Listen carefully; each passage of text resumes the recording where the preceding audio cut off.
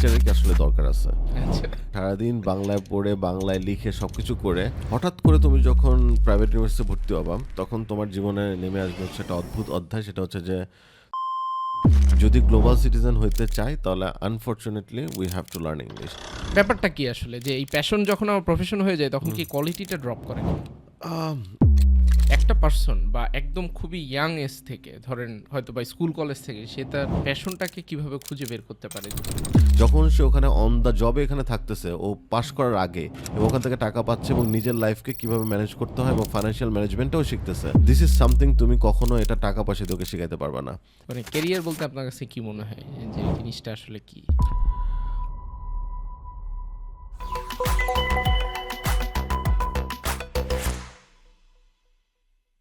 প্রায় 11 বছরের মতো সময় যে টিচিং প্রফেশনের সাথে আছেন, ইউনিভার্সিটিতে পড়ান, প্রাইভেট ইউনিভার্সিটিতে এবং মাঝে মাঝে পাবলিক ইউনিভার্সিটিতে আপনি ক্লাস নেওয়ার আপনার সুযোগ হয়েছে। তো ওভারঅল বাংলাদেশের এডুকেশন সিস্টেমটা নিয়ে আপনার চিন্তাভাবনা যদি শেয়ার করতেন যে আসলে ঘটনাটা কি, starting from the very beginning, একদম প্রাইমারি লেভেল থেকে ইউনিভার্সিটি লেভেল পর্যন্ত, এবং দেশে বিদেশে আপনি বিভিন্ন অর্গানাইজেশনের সাথে কাজ করছেন, শুধু টিচিংয়ের ভিতরেই আপনি সীমাবদ্ধ না, সেই দিকে অবশ্যই যাব, বাট আমাদের ওভারঅল এডুকেশন সিস্টেম নিয়ে আপনার মতামত কি? হ্যাঁ, আমার হাসি বলে দিচ্ছে যে অবস্থা কি। অবস্থা খুব একটা বেশি ভালো না, টু বি ভেরি অনেস্ট। এখানে আসলে আমাদের স্টুডেন্টরা যারা নিজেরা নিজেদের থেকে নিজেদেরকেই কেইটার করে, যারা নিজেরাই নিজেদের টেক কেয়ার করে, সেটার কারণে হয়তো আমরা এখনও টিকে আছি। সেটা যদি বলি এভাবে যে ধরো যে আমি আমার নিজের ব্যাপারটাই বুঝতেছি, এখন ক্লাসে কি হবে না হবে সেটা পরের ব্যাপার। এখনকার সময় আরও যেটা হয়েছে, আমাদের সময় তো যেটা ছিল যে টেক্সট বুক শুধুমাত্র ছিল, ইন্টারনেট অতটা ছিল না, অত রিসোর্স আমাদের ছিল না। তো ক্লাসের ব্যাপারটা অবশ্যই ছিল, তখন কিছু ভালো টিচারও ছিল, তখন ওগুলো মোটামুটি আপ টু ডেটও ছিল কন্টেন্টগুলো। তো বাট মোস্টলি হচ্ছে আমরা নিজেরা পড়ে এবং হচ্ছে টিচার যত ভালো যেই টিচারগুলো ছিল তাদের কাছ থেকে পড়ে আমরা ডেভেলপ করছি। But with the course of time আসলে অনেক কিছু তো আউটডেটেড হয়ে যায়, অনেক কিছুই ধরো যে তোমার ট্র্যাকের বাইরে চলে যায়। এখন যে সমস্যাটা হয়েছে, মানে আমি একদম সহজভাবে যদি বলি, একদম লাস্ট পয়েন্টটা যদি বলি, টিচারের কি আসলে দরকার আছে? আচ্ছা, মানে এটা খুব গুরুত্বপূর্ণ প্রশ্ন। মানে কথা হচ্ছে যে সব কিছুই তো ইন্টারনেটে পাওয়া যায়। সো এখন আমি আমার ফিল্ডে আমি ডিজিটাল মার্কেটিংয়ের কথা যদি বলি, অথবা আমি একটা অ্যাকাউন্টিংয়ের কথা যদি বলি, ফাইন্যান্সের কথা যদি বলি, ইভেন আমি একটা সফটওয়্যার শিখতে চাই, for example SPSS or smart PLS, অথবা ডেটা অ্যানালাইসিস আমি কোনো সফটওয়্যার শিখতে চাই, সব কিছু টিউটোরিয়াল তো এখন ইউটিউবে আছে এবং ওখানে ইন্টারফেসে কীভাবে কাজ করে না করে জিনিসটা আছে। এখন আমার কোশ্চেন হচ্ছে, আমি যদি একটা স্টুডেন্ট হই, আমি এই ভিডিওগুলো দেখে আমি কি আবার ক্লাসে যদি আমাকে এই ভিডিও দেখানো হয় আমি ওখানে যাব কি যাব না? আচ্ছা, না, যাব না। আচ্ছা, আমি যদি মার্কেটিংয়ের সব কিছুই যদি মোটামুটি অনলাইনে কেউ না কেউ এক্সপ্লেন করে থাকে এবং তারা যদি ভালো এক্সপিরিয়েন্সডও হয়ে থাকে এবং over the period of time তারা তো ফিডব্যাক দিচ্ছে, তারা দেখতেছে ওখানে স্টুডেন্টরা কি কমেন্ট করতেছে, তাদের জন্য হেল্পফুল ছিল কি ছিল না, এবং ওখানে একদম ডিরেক্টলি বলতেছে যে এটাকে এইভাবে বোঝালে ভালো হতো, অথবা আমরা এই জায়গাটা বুঝি নাই, সো ওরা ওই অনুযায়ী অ্যাডাপ্ট করতে পারতেছে, চেঞ্জ করতে পারতেছে, তাহলে ক্লাসরুমে কেন যাবে? আর সেক্ষেত্রে বাংলাদেশের ক্ষেত্রে তো আরও ভয়ঙ্কর সিনারিও। আপনি যেভাবে মাঝে যেটা বললেন যে শিক্ষক আদৌ প্রয়োজন আছে কি নাই, এটা নিয়ে যদি আর একটু ভেঙে বলেন, এটা খুবই জটিল কথা তো। মানে পয়েন্টটা হচ্ছে যে আসলে মানে আমি এখন আমার পিএইচডি করতেছি আমি ম্যাকওয়ার্ড ইউনিভার্সিটিতে। এখন আমার এমআরএস আমার করতে হয়েছে। এমআরএস করার সময় আমি আমার ফ্যাকাল্টিকে, আমার যখন মিটিং হয়েছে আমি ইন পার্সন তাকে মিট করছি। টেকনিক্যালি প্রতি উইকে আমার তাকে ইন পার্সন মিট করতে করার কথা, কারণ আমার এগ্রিমেন্টে ওভাবে বলা আছে, আমাকে স্কলারশিপ যেটা দেয় সেটা হচ্ছে প্রতি উইকলি আমি তাকে ইন পার্সন মিট করবো for an hour. That's how it's been programmed. কিন্তু আমি তার সাথে ইন পার্সন 2বার মিট করছি, বাকিটা টাইম আমি অনলাইনে, এবং অনলাইনও সেটা প্রতি উইকে হয় নাই। ইটস লাইক ধরো যে 2 উইক পর 3 উইক পর এরকমভাবে হয়েছে। So what does it mean basically, যে এটা ক্রিয়েট করে স্টুডেন্টকে কত অটোনমাসলি সে তার নিজের মতো করে কাজ করতে পারে, এবং এইটাই তারা ফোস্টার করে অথবা এইটাই তারা আসলে পার্সু করে। আর আমি আবার ক্লাস নিতেছি, ক্লাস যখন আমি নিচ্ছি আই ক্যান সিম্পলি সি যে স্টুডেন্টদের যে কন্টেন্টটা যেটা ডেভেলপ করা হয়েছে সেটা অন্য কোথাও তারা পেত কি না। আমি যেটা দেখলাম যে না, এখানে কিছু জিনিস আছে টেকনিক্যাল এন্ডে, কিছু জিনিস আছে ওরা মানে টেক্সট বুক পড়ানোর জন্য আমাদের এখানে যেরকম হয় যে টেক্সট বুক এনে কিছু স্লাইড পড়ানো হয়, এই গল্প ওখানে নাই। আচ্ছা, অ্যাটলিস্ট আমি যে কোর্সটা নিই, কোর্সের গল্প হচ্ছে যে তুমি টেক্সট বুক আছে, তোমার পাওয়ার পয়েন্ট আছে এবং একটা ভিডিও আছে, তুমি বাসায় দেখে আসবা। তো ক্লাসে কি হবে? ওকে, অ্যাক্টিভিটিস। আচ্ছা, সো তুমি বাসায় যেগুলো পড়ছো সেই জিনিসগুলোকে তুমি এখন এখানে প্র্যাকটিক্যাল সিনারিওতে ডিফারেন্ট কেস স্টাডি বলো, ডিফারেন্ট অ্যাক্টিভিটিস বলো, প্রত্যেকটা দিন বিভিন্ন ধরনের অ্যাক্টিভিটিস আছে, সেই অ্যাক্টিভিটিসগুলোর মধ্যে তুমি এখন সেগুলোকে ইমপ্লিমেন্ট করবা। So it means that practical লাইফে তুমি যখন এই জিনিসগুলোকে আসলে অ্যাপ্লাই করতে যাও, সেই ধরনের তোমার সিমুলেশন যদি বলি আমি, সেই জিনিসগুলো তুমি এখানে পাচ্ছ। সো ইট মিনস হচ্ছে যে তোমার যেখানে তোমার দরকার, যে ওকে আমি এই কনসেপ্টটা বুঝতে পারিনি অথবা এটা নিয়ে আমার একটু ক্লারিফিকেশন দরকার আছে, এটা যদি হয় তাহলে তুমি ওখান থেকে তুমি ফ্যাকাল্টিকে জিজ্ঞাসা করতে পারো, আমাকে জিজ্ঞাসা করলে আমি হয়তো রিয়েল লাইফ কিছু এক্সপিরিয়েন্স দিলাম অথবা বললাম এক্সাম্পল। হাউএভার বাকি যে পার্টগুলো সেগুলো হচ্ছে একদম এন্টায়ারলি তোমার প্র্যাকটিক্যাল রিলেটেড যা গল্প সেই জিনিসটা। So it's kind of you can say at least marketing ক্ষেত্রে you can say it's could be one kind of lab যেটা তোমার প্র্যাকটিক্যাল সিনারিও দেয়। ভাই আপনি নিজে তো বাংলাদেশের one of the leading private ইউনিভার্সিটিতে, আমি নাম বললাম না, ইউনিভার্সিটিতে প্রায় লম্বা সময় ধরে পড়াইছেন, এবং এই সময়টার ভিতরে আপনি যখন ক্লাস নেন তখন কি আপনি স্লাইড দেখে পড়ান নাকি কীভাবে ক্লাসটা নেন? এবং আপনি যেটা বলতেছিলেন যে স্টুডেন্টরা অনেক বেশি অটোনোমাস হবে, যেখানে টিচারের উপরে অত বেশি ডিপেন্ডেন্ট হওয়ার কোনো রিজন নেই, রেদার সে বাসা থেকেই হয়তো বা টিচার যেগুলো ক্লাসে বা স্লাইডের ভিতরে পড়াচ্ছে সেগুলো সে চাইলে বাসা থেকেই হয়তো বা পড়তে পারে, এবং পড়ে সে ক্লাসরুমে যে আর একটু ক্রিয়েটিভ কোশ্চেন করবে, আর একটু কমপ্লিকেটেড কোশ্চেন করবে, যাতে টিচারের যে রিয়েল লাইফ এক্সপিরিয়েন্স আছে সেখান থেকে সে কিছু সিনারিও পাইতে পারে বা ইনসাইট পাইতে পারে, উইজডম পাইতে পারে। আরও আমি ক্লিয়ারভাবে যদি বলি, তো বাংলাদেশের কনটেক্সটে আপনি তো এই 11 বছর ধরে অনেক স্টুডেন্টের সাথে আপনার ইন্টারেক্ট করার সুযোগ হয়েছে, আমরা কি আসলে ওইটার জন্য রেডি কিনা, বা আমাদের স্টুডেন্টের কোথায় ল্যাকিংস আছে যেটা কারণে, বা ওভারঅল আমাদের যে ইকোসিস্টেম বা চিন্তাভাবনার জায়গাতে ওই জায়গাটায় আপনি যদি বলতেন অটোনোমাস আদৌ হওয়া সম্ভব কিনা? আচ্ছা, বাংলাদেশের প্রাইভেট ইউনিভার্সিটির গল্পটা is very different. I would say it's very bizarre, very strange. কেন এটা বলি? আমি যদি বলি তথাকথিতভাবে মোস্ট অফ দ্য কেসে স্টুডেন্টরা, মানে কত পার্সেন্ট স্টুডেন্ট ইংলিশ মিডিয়ামে পড়ে? খুবই কম পার্সেন্টেজ, খুবই মানে একদমই মার্জিনাল, একদমই নিশ। এই স্টুডেন্টদের কত পার্সেন্ট আসলে প্রাইভেট ইউনিভার্সিটিতে পড়ে? অ্যাট দ্য সেম টাইম এদের মধ্যে যারা ইংলিশ মিডিয়ামে পড়ে তারা দেশে বাড়ি চলে যায় লেভেলস করার পর তারা দেশে বাড়ি চলে যায়। এখন তো একটা ট্রেন্ড শুরু হয়েছে যে তারা মোস্টলি চলে যাচ্ছে বাইরে। সো যারা বাংলা মিডিয়াম থেকে আসে, সারাটা জীবন বাংলা মিডিয়ামে বসে জীবনের তোমার লক্ষ্য কী? এটা পরে ডাক্তার ইঞ্জিনিয়ার হবো, গদবাদা জিনিস পড়ে টোরে, তারপর হচ্ছে সারাদিন বাংলায় পড়ে বাংলায় লিখে সব কিছু করে হঠাৎ করে তুমি যখন প্রাইভেট ইউনিভার্সিটি ভর্তি হবা, তখন তোমার জীবনে নেমে আসবে হচ্ছে একটা অদ্ভুত অধ্যায়। সেটা হচ্ছে যে তুমি সারাক্ষণ বাংলায় কথা বলতেছো, কিন্তু তুমি যখন লিখবা তখন ইংলিশে। প্রেজেন্টেশনের সময় তুমি হঠাৎ করে ইংলিশম্যান হয়ে যাবা, শার্ট প্যান্ট ইনটিন করে স্যুট টুট পরে তখন তোমাকে প্রেজেন্টেশন দিবা, তখন খুব ইংলিশে তুমি অনেক কিছু বলবা। So this is something is like তোমার ওয়ে অফ এক্সপ্রেশনটাকে অটোমেটিক্যালি ব্লক করে দিচ্ছে। কারণ এতদিন ধরে তুমি বাংলায় কমফোর্টেবল, সব কিছু তুমি বাংলায় বলছো, তুমি একটা লাইফস্টাইল লিড করছো। অল অফ এ সাডেন তুমি যখন প্রাইভেট ইউনিভার্সিটি, যেহেতু এটা বাইরের মডেলের উপর বেস করে করা, তো সেখানে তোমার হঠাৎ করে ক্লাসে যখন ইংলিশ লেকচার শুনতেছো, আমি দেখছি স্টুডেন্টরা দে ডোন্ট ফিল লাইক যে কানেক্টেড ফিল করে না, কারণ অতটা শুনে অভ্যস্ত না। আবার স্টুডেন্টদের ওই মোটিভেশনটাও হয় নাই, অথবা এটা তো আমার শুধুমাত্র দায়িত্ব না, ও তো ক্লাস করে প্রতি সেমিস্টারে অ্যাটলিস্ট 4টা কোর্স। তো 4টা কোর্সের মধ্যে আমি যদি শুধুমাত্র ইংলিশে বলি, বাকি 3জন বাংলা বলে, ও আমাকে সবচেয়ে হিট করে। রাইট, কারণ হচ্ছে যে কি এমন হয়েছে যে উনি এখন খালি ইংলিশে কথাবার্তা বলে, ইংলিশে লেকচার দেয়, অনেকে বুঝতে পারে না, তো ওর জন্য তো এটা কমফোর্টেবল না। বাকিরা হয়তো বাংলা ইংলিশ মিক্স করে বলতেছে, ভালো মতো তারা ফেভারিট টিচারও হয়ে যাচ্ছে। তো আবার যখন লিখতে হবে অ্যাসেসমেন্ট তো ইংলিশে, তো অ্যাসেসমেন্ট ইংলিশে লেখার সময় তো ভয়ঙ্কর অবস্থা, সেন্টেন্স স্ট্রাকচার থেকে শুরু করে, হয়তো কনসেপ্টটা জানে, হয়তো সে আইডিয়াটা আরও ভালো এক্সপ্রেস করতে পারে, আই এম শিওর, বাট যখন ইংলিশে কথাটা আসছে তখন সে আসলে এটা এক্সপ্রেস করতে পারতেছে না। ইভেন প্রেজেন্টেশনের ক্ষেত্রে সেম সিনারিও। তো এইটা এডুকেশন সিস্টেমে প্রাইভেট ইউনিভার্সিটির ক্ষেত্রে প্রথমত হচ্ছে ল্যাঙ্গুয়েজ। সো এটার এই প্রাইভেট ইউনিভার্সিটিতে ভর্তি হওয়া অথবা এখানে পড়া অথবা আসলে ইন্টারন্যাশনাল স্ট্যান্ডার্ডে পড়ার জন্য আসলে আমাদের টার্সিয়ারি লেভেলে এডুকেশন সিস্টেম সেটা আসলে রেডি কিনা, সেটা একটা বড় প্রশ্ন। তাহলে সেই জায়গাটাতে কি ব্যাপারটা এরকম যে সবার আসলে প্রথমত তাহলে এই একদম বিগিনিং লেভেল থেকে বা প্রাইমারি স্কুল থেকে কি জিনিসপত্র ইংলিশ, বা সবার কি ইংলিশ মিডিয়ামে পড়া উচিত কিনা আপনার? Alright, that's a pretty good question. কথা হচ্ছে যে আমরা আসলে নিজে থেকে, ধরেন আপনি দুজনই তো বাংলা মিডিয়ামে পড়ছি, তো আল্লাহর রহমতে তো খারাপ নাই আর কি। না পড়ছি, বাট আমরা নিজেরা আবার ইংলিশটাও শিখছি, রাইট। এখন কথা হচ্ছে যে তুমি আসলে নিজেকে কিভাবে প্রজেক্ট করতে চাও। এখন তুমি নিজেকে চিন্তা করো কি তুমি চায়না, অর তুমি জাপান, অর তুমি জার্মান হইতে চাও, তোমাকে ওইটা ডিসাইড করতে হবে। সো ধরো এখন জার্মানিতে ওদের ল্যাঙ্গুয়েজই ওদের প্রেফারেন্স, চায়নাতে ওদের ল্যাঙ্গুয়েজই প্রেফারেন্স, জাপানে ওদের ল্যাঙ্গুয়েজই প্রেফারেন্স। সো এখন কখন প্রেফারেন্স হতে পারে, যখন তোমার ইন হাউস অথবা একটা দেশের মধ্যে ওরা অনেক বেশি স্ট্রং, টেকনোলজি থেকে শুরু করে সবগুলো ফিল্ডে ওরা অনেক অ্যাডভান্স, অথবা একটা develop nation.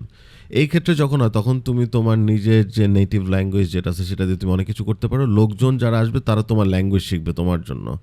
So if you want to be in China এবং তুমি যদি আসলে কিছু করতে চাও, it's better to learn Chinese. জাপানে হলো it's better to learn Chinese. জার্মানিতে হলো if you really want to do something, it's better to learn German language. So that's how it works. ইটালিতে গেলেও সেম সিনারিও, ফ্রান্সে গেলেও same scenario. They don't prefer. হ্যাঁ, but কথা হচ্ছে যে তুমি যদি গ্লোবাল হতে চাও, দ্যাটস আ ডিফারেন্ট স্টোরি। তোমার তো ইংলিশ একটা লেভেলে লাগবে। জার্মানিতে যে ইংলিশ বলে না তা তো না, জাপানিতে চাইনিজে বলে এরকম না। বাট কথা হচ্ছে যে একটা মিনিমাম লেভেলে থাকবে। এখন আমাদের দেশের কনটেক্সটটা কি? আমাদের দেশের কনটেক্সটে আমরা এমন নিজেরা ডেভেলপড হয়ে যাই, অথবা আমাদের এমন কিছু যে আমরা এটা দিয়ে চালিয়ে নিতে পারবো। ডেফিনেটলি বাংলা ভাষার যে জায়গাটা, এটা বাংলা ভাষার জায়গা থাকবে, কিন্তু আমরা আসলে গ্লোবাল সিটিজেন হইতে চাই কি না। যদি গ্লোবাল সিটিজেন হইতে চাই তাহলে unfortunately we have to learn English, and it has to B build up from the very tertiary level. ছোটোবেলা থেকে এটার একটা ব্যাপার থাকতে হবে, বিকজ আমরা গ্লোবাল সিটিজেন হইতে চাই। এখন আমাদের বাংলা জানি যে আমাদের one of the most spoken languages in the world. আমি একটু ছোটো ইন্টারাপ্ট করি। ইনফ্যাক্ট এখন কিন্তু ভালো ভালো চাইনিজ স্কুলগুলোতে, চায়নাতে, সেখানে ইংলিশের আলাদা টিচারই থাকে যারা ইউএসএ বা ইউকে থেকে আসে। সো প্যারালালি ওদেরকে ইংলিশটা শেখানো হয় যাতে করে ওরা গ্লোবালি খুব ভালো কাজ করতে হবে। প্লিজ ভাই। True exactly. এবং জাপানেও এই জিনিসটা হয়। এখন যারা একদম বাচ্চারা থাকে ওদের জন্য একটা ইংলিশের টিচার থাকে, তারা এক্সপার্ট থাকে, ওরা ওদেরকে ছোটোবেলা থেকে বিভিন্ন ধরনের বেসিক জিনিস, কমিউনিকেশনগুলো সেগুলো শেখায়। So the point is that আমরা ওটার জন্য একদমই রেডি না। অথবা আমাদের এখানে যারা হয় সেটা হচ্ছে গাইতে গাইতে গায়েন, অথবা নিজেরা যতটুক পারি ততটুক আমি করি। So this is a pretty high time. ইন্টারনেটে আমরা বিভিন্ন বাইরের কন্টেন্টও দেখতেছি। আবার আমরা যদি এডুকেশনাল কন্টেন্ট যদি বলি, মোস্ট অফ দ্য কেসে বাংলা অনেকে এক্সপ্লেন করে, সেটা ডেফিনেটলি একটা ভালো জিনিস। বাট কথা হচ্ছে অ্যাট দ্য সেম টাইম ইংলিশে অনেক কন্টেন্ট আসে। অথবা আমরা যদি গ্লোবালি নিজেদেরকে প্রেজেন্ট করতে চাই, আমরা যদি আউটসোর্সিং করতে চাই নিজেদেরকে, তাহলে ডেফিনেটলি ইংলিশে কোনো উপায় নাই। এটা শিখতেই হবে। ভাই আমি এই খুব ডিসকাশনটা খুব ইন্টারেস্টিং ওয়েতে শুরু হয়েছে। আমি আপনার ইন্ট্রোডাকশন দেই নেই। ইউজুয়ালি ইন্ট্রো না দেওয়ার কারণে অনেকে আমাকে কমেন্টে অনেক সময় খুবই স্ট্রং কথাবার্তা বলে, কারণ আমি ইন্ট্রোডাকশন ছাড়াই ডিসকাশন শুরু করে দিই। সো আপনার পুরো নাম হচ্ছে শাফায়েত মনসুর রানা, এবং আমি জাস্ট ছোট করে বলতে গেলে হচ্ছে আপনি পার্ট টাইম ফিল্ম মেকার এবং ফুল টাইম টিচার। এবং আমরা অনেকে যে আমি আকাশ পাঠাবো বা অ্যাভয়েড রাফার যে যত অনেক বিখ্যাত গান আমরা শুনি, তার অনেকগুলাই ভাইয়ার লেখা। এবং আমরা মাঝে মাঝে যে ক্লোজ আপ কাছে আসার গল্প একসময় ভাইয়া করতো, এবং মাঝে মাঝে সে নাটক বানায়। এবং একটা সময় এনটিভিতে খুব জনপ্রিয় নাটক ছিল ইচ্ছে ঘুড়ি, তারপরে এই যে ক্লিক বা এই টাইপের অনেকগুলা সিরিয়াল যেগুলো ছিল সেগুলো ভাইয়া করছে। সো তোমার জেনারেশন ওরা চিনবে হচ্ছে তোমার ভিটামিন টি। হ্যাঁ, ভিটামিন টি, রাইট, ভিটামিন টি, যেখানে সালমান মুক্তাদি ছিল। সো এটা অনেকেই আসলে হয়তো বা কানেক্ট করতে পারবে। আপনি ভাইয়া ছোট করে যদি আপনার সম্পর্কে কিছু বলতে চান। এত কিছু বলার পরে ছোট করে বলবো? ওকে, আমি এগ্রি করতেছি সবকিছুর সাথে তুমি যা বলছো।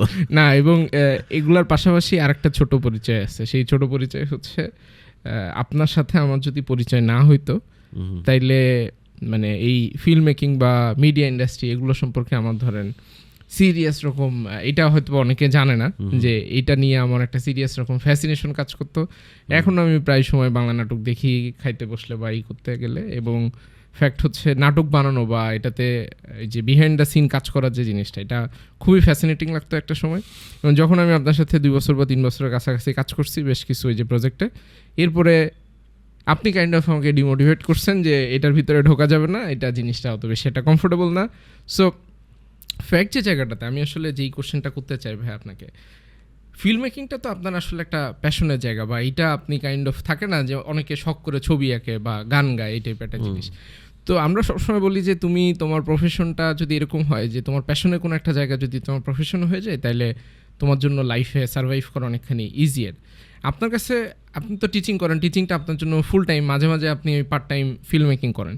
সো এইটার মাধ্যমে কি মানে প্যাশনটাকে কাইন্ড অফ বাঁচায় রাখেন? মানে ওইটা যেহেতু আপনার সাইড লাইনে থাকে, এই কারণেই কি আপনি সবসময় খুব কোয়ালিটি জিনিসপত্র ডেলিভার করতে পারেন? আবার মানে ব্যাপারটা কি আসলে, যে এই প্যাশন যখন আমার প্রফেশন হয়ে যায় তখন কি কোয়ালিটিটা ড্রপ করে কিনা সামহাউ? এটার ব্যাপারটা হচ্ছে যে বাংলাদেশের ফিল্ম ইন্ডাস্ট্রি অথবা ফিল্ম মেকিং অথবা কন্টেন্ট মেকিং এটা আসলে একটা ইন্ডাস্ট্রি হিসেবে এখনও ডেভেলপ হয় নাই। সো যেহেতু ডেভেলপ হয় নাই, এখানে আমি যদি আসলে ফুল টাইম, আমি ভাবছিলাম একটা সময় একটা ব্রেকও নিয়েছিলাম আমি ভাবছিলাম যে আমি ফিল্ম মেকিংটাকে ফুল টাইম হিসেবে নিব। পরে আমি যেটা দেখলাম যে আমি যদি ফুল টাইম হিসেবে নিতে যাই, আমি আসলে যেই লাইফস্টাইল লিড করে অভ্যস্ত অথবা আমি যেটাতে কমফোর্টেবল, সেই লাইফস্টাইল মেনটেন করাটা খুব টাফ। অ্যাটলিস্ট আমি যদি যেরকমভাবে কাজ করতে চাই, এখন আমার কাজ করতে হলে আমি মানে আর্ট কখনো এরকম হয় না যে আমি প্রতিদিন সাবান বানাবো। It's an art work, right? So আমি যখন ফিল্ম মেক করবো, আমি ডেইলি শুটিং করতেছি, এটা কোনো প্রাইডের ব্যাপার না। ডেইলি শুটিং করতেছি মানে হচ্ছে যে আমি অলরেডি এই জিনিসটাকে একটা ডে লেবার হিসেবে নিজেকে নিয়োজিত করছি, এবং আমি ডেইলি পাথর ভাঙি, ডেইলি ইট ভাঙি, ডেইলি সিমেন্ট দেই। সো তখন আর আর্ট থাকে না, তখন হয়ে যায় একদম অপারেশন লেভেলে ডেইলি আমি ম্যানুয়াল কাজ করতেছি। সো এই ম্যানুয়াল কাজের মধ্যে তখন যখন আর্ট থাকে না, তখন প্যাশন আর্ট মানে এগুলো তখন ভণ্ডামি মনে হয়। আচ্ছা, সো আমার যদি আসলে যেভাবে কাজ করতে চাই, আসলেই যদি আমি চিন্তা করি একটা কাজ করার পরে কাজটা এটা থেকে একটু ডিফারেন্ট হবে, আচ্ছা আমি এটা কী ভুল করছি, রিঅ্যাসেসমেন্ট, আচ্ছা এখানে এটা করতে পারতাম, এখানে এটা ইমপ্রুভ করতে পারতাম। And at the same time ইন্ডাস্ট্রিতে অনেক ধরনের চ্যালেঞ্জ আছে। আমাদের ইন্ডাস্ট্রি এখনও মানে ইনফ্রাস্ট্রাকচার দাঁড়ায় না। সোজা বাংলা কথা, বাংলাদেশে ফিল্ম মেকিং করতে গেলে প্রথম যে বিনোদনটা সেটা হচ্ছে একটা জায়গা আমি শ্যুট করব, কোনো শুটিং ফ্রেন্ডলি লোকেশন নাই। আচ্ছা, সো এটা শুটিং করতে গেলে আমার ইউনিটে 50% লোক ডিল করে হচ্ছে এলাকার লোকজনের সাথে, যেখানে শুটিং চলতেছে ওদেরকে ঠান্ডা রাখা, ওদের সাথে কথা বলা, ডিস্টার্ব যাতে না হয়, এখানে যাতে কোনো কিছু না হয়। তো একটা ইউনিটে যদি 50% লোক এই আশেপাশের গল্প করতে ব্যস্ত থাকে, তা আমি কাজটা করবো কি? ওদেরকে তো আনছি আমার কাজ করার জন্য, তো ওরাই যদি সারাক্ষণ পাশাপাশি লোকজনের সাথে করে। সো এটা হচ্ছে জাস্ট আমি একটা এক্সাম্পল বললাম, এত ডিটেল আমি যেতে চাই না। তো পুরোপুরি প্যাশনকে আমি যদি আসলে ক্যারিয়ার হিসেবে নিতে চাই, তাহলে অ্যাটলিস্ট ফিল্ম মেকিংকে তাহলে একটা ভালো লেভেলের প্রবলেম আছে। এটা আসলে প্যাশনটা নষ্ট হবে। হয়তো আমি অনেক টাকা পয়সা ইনকাম করতে পারবো, কোনো সমস্যা নাই। আমার ফাইন্যান্সিয়াল দিক থেকে আমি অনেক সিএক্সর থেকে অনেক ভালো টাকা পাবো, কোনো সমস্যা নাই। আমার প্রচুর নেম অ্যান্ড ফেম হবে, কারণ আমি রেগুলার কাজ করতেছি, অল দ্য টাইম আমি হেডলাইন্সে থাকবো, আমার অ্যাটলিস্ট মিডিয়া পেজে, fine. But end of the day no satisfaction. আমার কাছে তখন মনে হবে যে দিন শেষে যে হ্যাঁ লোকজন চিন্তা করবে, আমার কোনো কিছু নাই আর কি। আমার নিজের কাছে যদি আমি প্রশ্ন করি, there is nothing to be answered.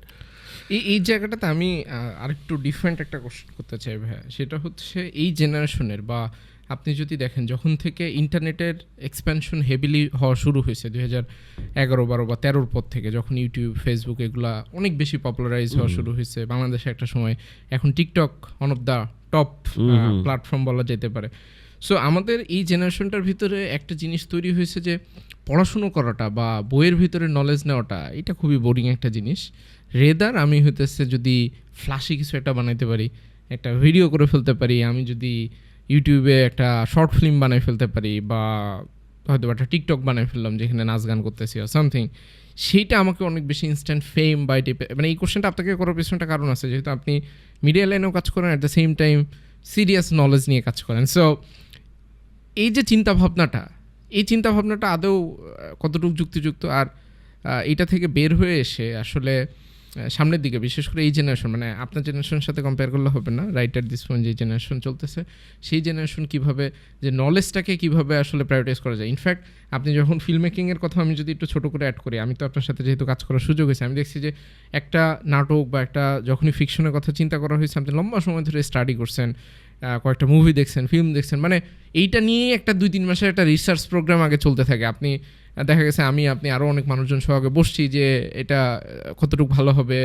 Audience কতটুকু, মানে এই যে একটা রিসার্চের ব্যাপার। এবং ফ্যাক্টটা হচ্ছে এটা তো আপনি নলেজ গেইন করার চেষ্টা করতেছেন কন্টিনিউয়াসলি, যে আমি আগেরবারও নাটক যেভাবে বানাইছি এবারও আমি সেভাবে বানাইতে চাই না। আমি মানে এটা নাটকের এক্সাম্পল দিয়ে বোঝাচ্ছি, কিন্তু এটা কিন্তু সবগুলো ক্যারিয়ার ফিল্ডের জন্যই আসলে ট্রু, যে আমি প্রিভিয়াসলি আমার কাজটা যেভাবে করছি সেটা। সো কোশ্চেনটা লম্বা হয়ে যেতেছে ভাই, এই জেনারেশন যে একটা ফেম, মিডিয়া ফেম, বা আমাকে সবসময় ফোকাস বা লাইমলাইটে আসতে হবে, কিন্তু আমি নলেজ বা এগুলা খুব বোরিং জিনিস, কিন্তু নলেজটাও যে একটা হয়তো বা নেম ফেমের জিনিস হইতে পারে, এটা নিয়ে যদি ভাই বলতেন। এটা একটা খুবই রেলিভেন্ট এবং খুব মানে কন্টেম্পোরারি কোয়েশ্চেন। আনফর্চুনেটলি ওয়ার্ল্ড ওয়াইডই এটা চলতেছে। মানে এটা তুমি যদি বলো ইউএসের কথা, অথবা তুমি যদি অস্ট্রেলিয়াতে আমি আসি দেখতেছি, অথবা ইউকের কথা, মোস্টলি সব জায়গাতেই একই গল্প চলতেছে। ইয়াং জেনারেশন মানে খুব কুইকলি ফেম পেতে চাচ্ছে অ্যান্ড অল। বাট আমাদের দেশে গল্পটা একটু বেশি ডিফারেন্ট। একটু বেশি ডিফারেন্ট ওখানে ধরো আছে, কিন্তু ওখানে স্টুডেন্টরা পড়তেছে অথবা ইয়াং জেনারেশন ওরা পড়তেছে, ওরা ডিফারেন্ট জিনিস পার্সু করে আর কি ওদের ইন্টারেস্ট অনুযায়ী। আমাদের এখানে সমস্যা হচ্ছে, এটাকে আমি একদম মোটা দাগে যে জিনিসটা কেউ অ্যাড্রেস করে না, আমি সেই জায়গাটা বলতে যাচ্ছি, সেটা হচ্ছে সোশিও ইকোনমিক এবং পলিটিক্যাল। ইটস ভেরি ইম্পর্টেন্ট যে তুমি আসলে কীভাবে ডিল করতেছো। আমরা কেউ এই বাউন্ডারির বাইরে না। তুমি আমি এখন যেভাবে কথা বলতেছি অথবা যে ডিসকাশন করতেছি, ধরো ফর এক্সাম্পল আমাদের পলিটিক্যাল সিনারিও খুবই বাজে, অথবা ধরো যে আমাদের ওভারঅল সোশিও ইকোনমিক পলিটিক্যাল জায়গা থেকে we are very much compressed. তুমি আমাকে প্রশ্ন করতেই পারতাম না যে এডুকেশন সিস্টেম নিয়ে আপনার গল্প কি, আমি 30 সেকেন্ড হাসতে পারতাম না। Did you get my point? So এই জেনারেশনের আমাদের এখানে যেটা সমস্যা, তুমি ছোটোবেলা থেকে এখন পর্যন্ত আনফর্চুনেটলি সবাই লিখে বড় হয় যে আমি বড় হয়ে ডাক্তার হবো, ইঞ্জিনিয়ার হব, what's your aim in life, এটাই লিখে বড় হয়, which is a complete lie. আমি গ্রামে গিয়ে গরিবদের সেবা করব এবং বিনামূল্যে ওদেরকে চিকিৎসা দিব। তুমি দেখছো এটা বিনামূল্যে চিকিৎসা, মানে এটা কখনো এরকম দেখতেছো? মাঝে মাঝে কোরকম কোনো একটা ঘটনা। এখন সবচেয়ে বড় নিউজ হয়ে যায় কেউ যদি তার চেম্বারে, অথবা কেউ যদি চেম্বার না, আমি ডাক্তারের পেশা বলতে চাই না, ধরো যে কেউ যদি তার দায়িত্বটা ঠিকঠাক মতো পালন করে, এটা একটা নিউজ হয়ে যায়, কারণ মানুষ ঠিকঠাক মতো তার দায়িত্বই পালন করে না। সো কেউ যদি করে সেটা, যেমন ধরো কয়েকদিন আগে চ্যানেল আইতে একটা উপস্থাপিকা, তাকে অনেক বলা হচ্ছে যে সে খুব ভালো কাজ করছে, সব অ্যাপ্রিসিয়েট করতেছে। I also appreciate her, but the thing is that's her job. Right, সেটা তো এইভাবেই তার করার কথা। That's her job, that's it, you have to appreciate that's her job. তুমি ধরো আমার যে জব যেটা পড়ানো, আমি যদি ঠিকমতো পড়ে দ্যাটস মাই জব। এটাতে এত গ্লোরিফাই করার কোনো কিছু নাই। আচ্ছা, আমি যে ওই পয়েন্টটাতে আমি আসি, সেটা হচ্ছে যে ছোটোবেলা থেকে স্টুডেন্টদেরকে একদমই আমাদের সোশিও ইকোনমিক কনটেক্সটে, যেহেতু আমাদের ফাইন্যান্সিয়াল সিকিউরিটি লাগবে, আমাদের ফ্যামিলি জায়গা থেকে, মিডল ক্লাস ফ্যামিলি থেকে যেহেতু মোস্টলি আমরা বিলং করি, অথবা লোয়ার মিডল ক্লাস থেকে, এখনও তো আমাদের একটা বড় লাইন পভার্টি লাইনে আছে, তো সবার ওই ফাইন্যান্সিয়াল সিকিউরিটিটা দরকার। ফর দ্যাট রিজন তারা যেটা করে যে দেখতেছে যে সোশিও ইকোনমিক কন্টেক্সটে পলিটিক্যাল কারণে যারা হচ্ছে ভালো স্টুডেন্ট তারা ভালো জায়গায় জব পাচ্ছে না, এডুকেশন সিস্টেমের অবস্থা যা তা, যেটা কারণে তুমি যা জবের জন্য যা লাগে, অথবা প্র্যাকটিক্যাল ফিল্ডে কিছু কিছু জায়গা আছে তোমার প্র্যাকটিক্যাল ফিল্ডে গল্প কমপ্লিটলি ডিফারেন্ট, তুমি যা পড়ে আসছো সেটা কোনো রিফ্লেকশনও না, এবং তুমি জব পাইতেছো না, কমিউনিকেশন স্কিল তোমার ডেভেলপ হচ্ছে না, তোমার ইন্টারপার্সোনাল স্কিল অথবা তোমার সফট স্কিল, হার্ড স্কিল কোনো ব্যালেন্স নাই। এত কিছু যখন নাই, তো তখন জব মার্কেটে যখন ফেল করতেছে কনসিস্টেন্টলি ইয়ার আফটার ইয়ার, এবং সে যখন দেখতে তার বড় ভাইরা এরকম ফেল করতেছে, ওর ভিতর তো তখন ইনসিকিউরিটি কাজ করে। On the top of that, ছোটোবেলা থেকে যদি বলে, ধরো আমি বললাম যে ছোটোবেলা থেকে আমি গরু ফার্ম করবো, কোনো ছেলে যদি এখন বলে, ওর বাপ মা ওরা স্ট্রেট ধরে মারবে। তো গরু ফার্ম করবি মানে কি কথা? তোর মতো গরুর আমি পালতেছি এতদিন ধরে, এটি তো অনেক, তুই গরু ফার্ম করবি কেন? কোনো ছেলে যদি হঠাৎ করে বলে যে না আমি একটা কফি শপ দিব, তো টঙের দোকান দিব, ডাজন্ট ম্যাটার, মানে এটাও চিন্তা করছে টঙের দোকান থেকে তো অন্য কিছু হবে। তো যে যার প্যাশন অথবা যার যে ভালো লাগার জায়গা, ছোটোবেলা থেকে কাউকে কি ওই জিনিসটা আসলে ওই ফ্রিডম দেওয়া হয়? আমি ধরো ছোটোবেলা থেকে বলতে পারি যে আমার কার ইঞ্জিনিয়ারিং নিয়ে ভালো লাগে, অটোমোবাইলস নিয়ে ভালো লাগে, এখন ওকে কি ওই জিনিসটা পার্সু করাবে? না, অটোমোবাইলসে পড়তে অনেক টাকা লাগবে, সুযোগ কম, হ্যান কম, ত্যান কম, অনেক কিছু বলা হবে। সো আসলে এডুকেশন সিস্টেমে কি ওই জিনিসটা দেওয়া আছে? নাই। যখন থাকে না, তখন যেটা হয় একটা দেশের পুরা জিনিসটা তখন হয় যে কোন জায়গাটাতে আমার সেফটি আছে। সেফটির মধ্যে বাংলাদেশের টপ প্রায়োরিটি কি? বিসিএস। কারণ বিসিএস হলে আমি একটা গভর্নমেন্ট জব পাচ্ছি, গভর্নমেন্ট পাওয়ার আছে, আমি সেফ অ্যান্ড সিকিউর, আমি রিটায়ারমেন্ট পরে আমি একটা ভালো টাকা পাবো, আমার সব কিছু জায়গায় রেসপেক্ট আছে, এবং বিয়ে শাদী থেকে শুরু করে অনেক দিকে অনেক সুযোগ সুবিধা আছে, রাইট? আচ্ছা, এখন বাকি যেই জিনিসগুলো আছে বিসিএস বাদে, তারপর ধরো তুমি পুলিশে, আর্মিতে এবং ডিফেন্স লাইনে অথবা অন্যান্য জায়গায় তুমি গেলা, এর বাইরে বাংলাদেশে আর কোনো প্রফেশন তুমি দেখো যে যেটা খুব বেশি পার্সু করার মতো অথবা খুব থাকে না? তুমি ধরো এখন অটোমোবাইলস নিয়ে পড়তে চাও, অথবা ধরো যে কেউ রোবোটিক ইঞ্জিনিয়ারিং নিয়ে পড়তে চায়, অথবা ধরো যে কমপ্লিটলি ডিফারেন্ট একটা জায়গায় সে উদ্যোক্তা হইতে চায়। মাত্র কয়েকদিন আগে কয়েকটা ইউনিভার্সিটি শুরু হয়েছে এন্টারপ্রেনারশিপ। সো এটা তো বিশাল একটা জায়গা, তোমার ইকোনমিতে কন্ট্রিবিউট করে এন্টারপ্রেনারশিপ অথবা এই ধরনের সিস্টেম। সো আমাদের ডিসিপ্লিনগুলো বাড়ে নাই। প্রাইভেট ইউনিভার্সিটি দেখবা যে তোমার কয়েকটা গদবাধা মুখস্থ সাবজেক্ট, বিবিএ, এমবিএ, আচ্ছা ঠিক আছে, ওখানে হচ্ছে তোমার রিয়েল এস্টেট থাকবে, সিএসসি থাকবে, আর ওখানে তোমার হচ্ছে ট্রিপলি থাকবে, আর কয়েকটা আর কি থাকে, সিভিল থাকে, মেকানিক্যাল থাকে, আর আর্কিটেক্ট ডিপার্টমেন্ট থাকবে। এই পাঁচটা, মানে ইঞ্জিনিয়ারিং বলতে আমরা এই পাঁচটাই বুঝি। এর বাইরে যে আরো অনেক কিছু আছে, ওগুলো যে জীবনে দরকার আছে, এই জিনিসগুলো তো হয় না। সো ওভারঅল, অথবা ধর কোনো ছেলে যদি ছোটবেলা থেকে বলো তুমি আমি জেন্ডার ডাইভার্সিটি নিয়ে আমি কাজ করতে চাই, হোয়াট ইজ জেন্ডার ডাইভার্সিটি? তো প্রথমে বাপ মারা কোশ্চেন করবে কি উল্টাপাল্টা সাজ। ও যদি বলে যে না আমি এখন এনজিওতে কাজ করতে চাই, প্রথমেই তো কোশ্চেন, তোমার যেই ক্যালিবার, তুমি এনজিওতে কেন কাজ করবা, তুমি তো ইঞ্জিনিয়ার হতে পারবা। প্রথমেই পুশ করা হতেছে যে যেটা safe and secure and all, তো সবাই মিলে ডাম্পিং করে। তো ওই ইয়াং জেনারেশন যেটা হয় যে ও এতদিন ধরে দেখে আসতেছে যে ফেল করতেছে, দেখতে সবাই একটা দিকে রাশ করতেছে, তাহলে ও নিজের লাইফটা কীভাবে সিকিউর করবে? ও তখন মনে করে যে না, আমার তাহলে কুইক ফেম পাইতে হবে, আমি কোনো না কোনোভাবে আমার ফাইন্যান্সিয়াল সিকিউরিটি অথবা লোকজন আমাকে চিনুক জানুক, রেসপেক্টের জায়গা। কারণ and of the day Maslow hierarchy need অনুযায়ী তোমাকে কোনো না কোনোভাবে তোমার ওই অ্যাসপিরেশনের জায়গা, তোমার ফুলফিলমেন্টের জায়গা মানুষ যেতেই চায়, এবং এটা অস্বীকার করার জায়গা কোনো উপায় নাই। ফর দ্যাট রিজন ও চায় যে হচ্ছে আচ্ছা টিকটক করে অথবা এটা করে তো হয়ে যাচ্ছে, এবং খুব কুইক, আবার এগুলো ভাইরালও হচ্ছে। বাংলাদেশে আরও একটা বড় বিনোদন হচ্ছে যে তোমার এই জিনিসগুলো হয়, এগুলোকে নিয়ে আবার নিউজও হয়। রাইট, এত ভয়ঙ্কর জিনিস আমি মানে তাদের পার্সোনাল লাইফে বিভিন্ন ঘটনা ঘটে, এগুলো নিয়ে আবার নিউজ হয়, মানে যায়। সো ধরো কালকে আমি যদি ধরো গায়ে কাদা মাইখে, আমি যদি একটু ভালোভাবে বলি, কাদা মাইখে আমি যদি রাস্তায় হাঁটি এবং ধরো আমি টিকটক বানাই, definitely it's pretty high chance যে আমি ভাইরাল হব। But it's not that necessary for audience to know যে আমি আসলে কী মাইখে কী করতেছি। এটা দেশের এবং জাতির জন্য কোনো ইম্পর্টেন্ট কোনো কিছু নিয়ে আসবে না, বাট এটা নিয়ে নিউজ হবে, এবং এটা নিয়ে আবার ধরো যে অন্যান্যরা আবার আমাকে মক করবে, অনেক কিছু করবে, মানে সবাই এটা কো ক্রিয়েশন হয়, এটা কন্টেন্ট কো ক্রিয়েশন বলে। সো এইটা করবে সবাই মিলে, ইটস অ্যাবসলিউটলি আননেসেসারি। ধরো ও নাচতেছে, ভালো কথা, if you like it, but এইটা নিয়ে ওর লাইফে কী করলো, কার সাথে প্রেম করলো, ও কার সাথে কী হইলো না হইলো, কোথায়, এগুলো জাতির জন্য কোনো ইম্পর্টেন্ট না, অ্যাটলিস্ট ইয়াং জেনারেশনের জন্য। I really want two know যে কয়েকদিন আগে, এই গতকালকে মনে একটা ছেলে সে চেস কম্পিটিশনে ইসরায়েলের একজনকে হারাইছে। I really want to know, this is a very good example. I was thinking about that, যে রানি হামিদ, উনি 82 ইয়ার্সে এখনো জিতছে। সো নাম শুনছে কিনা হ্যাভ এ ডাউট আর কি। হ্যাঁ, এক্স্যাক্টলি। সো এখন কেন, এখন ওদের কিন্তু এটা দোষ না, মানে তুমি যদি এই জেনারেশনের কথা বলো, উনি কিন্তু 30 বছর বয়সে চেস খেলা স্টার্ট করছে। এক্স্যাক্টলি।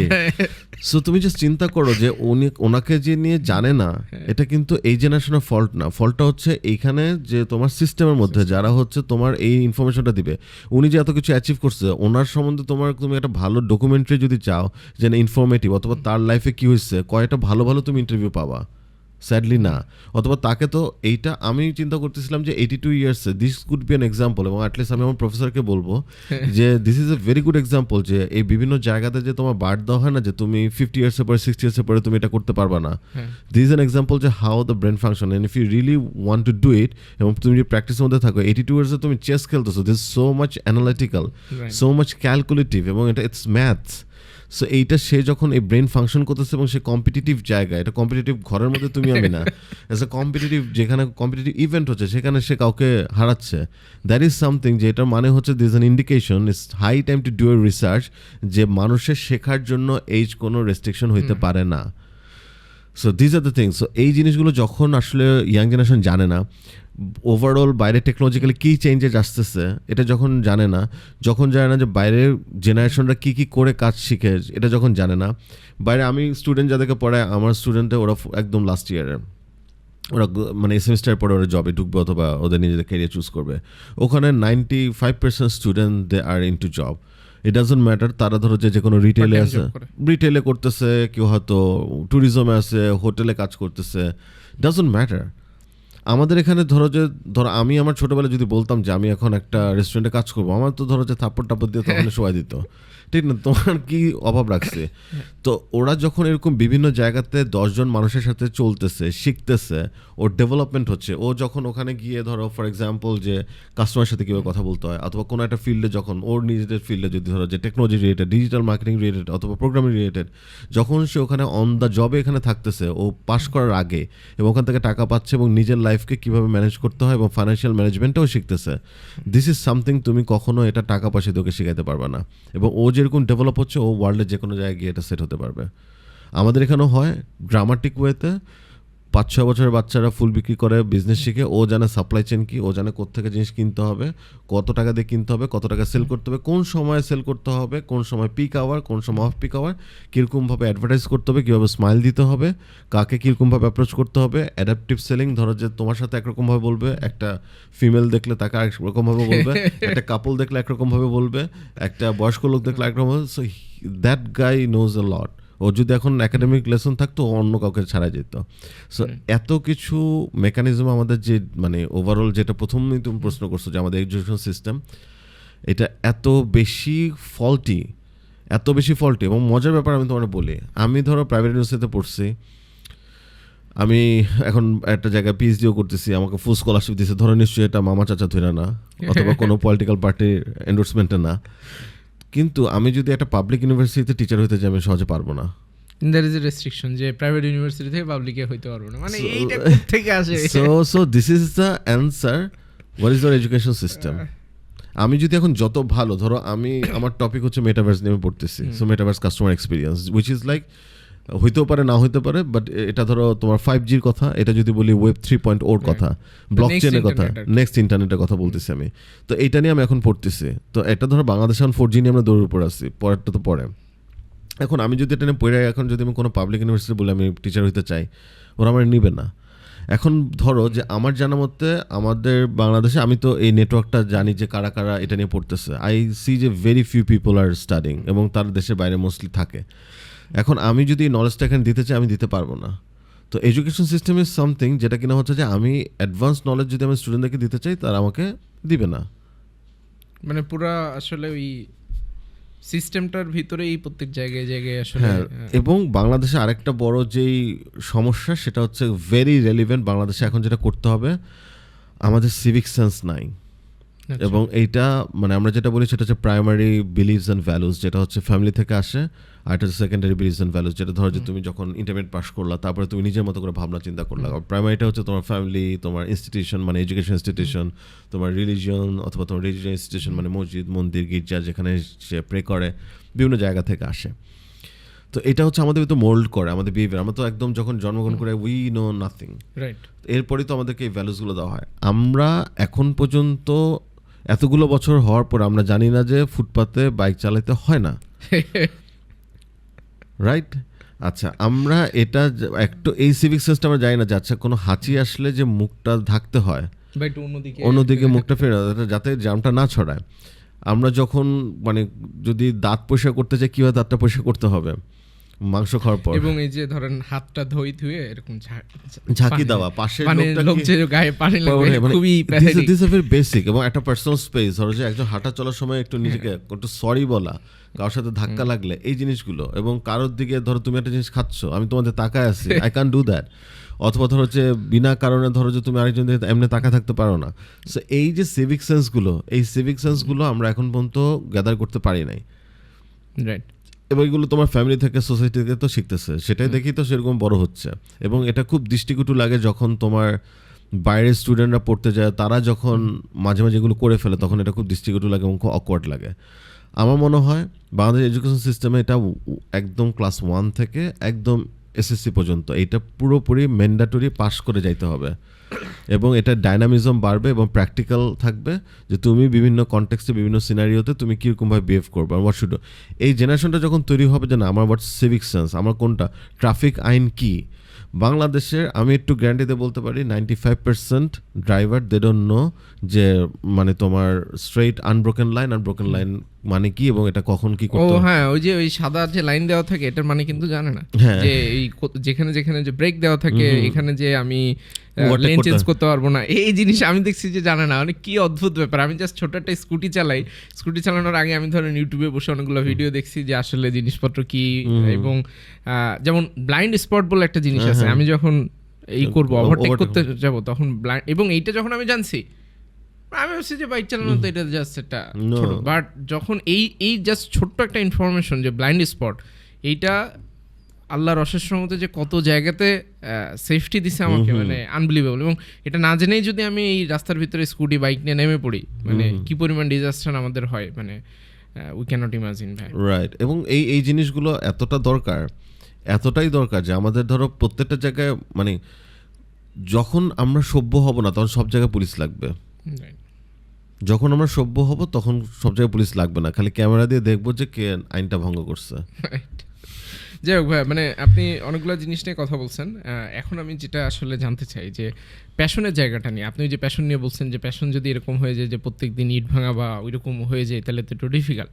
একটা পার্সন বা একদম খুবই ইয়াং এজ থেকে ধরেন হয়তো বা স্কুল কলেজ থেকে সে তার প্যাশনটাকে কিভাবে খুঁজে বের করতে পারে যে আমার কোন জিনিসটা ভালো লাগে এবং সেটা ফিউচারে আমি এটা দিয়ে একটা ক্যারিয়ার করতে পারবো কিনা বা বাংলাদেশের কনটেক্সটে ওটা কতটুকু সুইটেবল, এটা বোঝার কোনো উপায় আছে কিনা ভাই আপনার জানা মতে? Okay, it's very subjective in a sense যে ধরো মানুষ তো মানে ছোটোবেলা থেকেই তার আমি ছোটোবেলা থেকে কখনো ফিল্মমেকার হইতে চাই নাই। আচ্ছা, আমারও হয়েছে প্যাশনটা পরে, এটা হয়েছে ধরো এইচএসসির পরে আমার মনে হচ্ছে না আমি এদিকে একটা ইন্টারেস্ট আছে মনে হয়, আমার মনে হয় আমি একটু ডিফারেন্টভাবে চিন্তা করি, তখন আমি বুঝতে শিখছি আরও। আচ্ছা, ছোটোবেলা থেকে আমার খুব ইচ্ছা ছিল হচ্ছে আমি পাইলট হব, খুব মনে হয়েছে। পরে আবার ধরো with the course of time change হয়েছে, আবার মনে হচ্ছে আমি ম্যাথসে ভালো ছিলাম, মনে হচ্ছে ইঞ্জিনিয়ার হব।